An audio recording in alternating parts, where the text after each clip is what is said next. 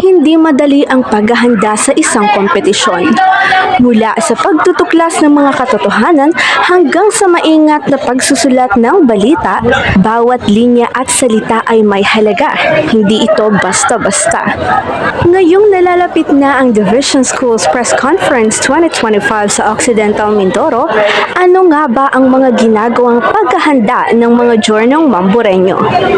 Yung binibigyan kami ng fact sheets ng coaches namin and buong araw nag-train kami extensively and our requirements is 2 websites per day.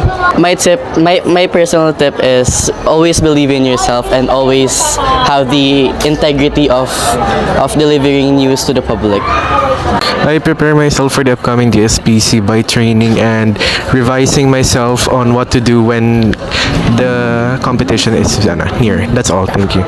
Hands-on na training like all day at continuous ang pagbibigay ng feedback at pagpo-provide ng mga materials na pwede nilang gamitin as reference at syempre pag kami mga questions always ready to respond at tumulong sa lahat ng mga pangangailangan ng mga young journalists. Ako si Guni-Gunita, ang tagapaghabi ng alaala at guni-guni sa bawat salita. At ito ang Arangkada Balita.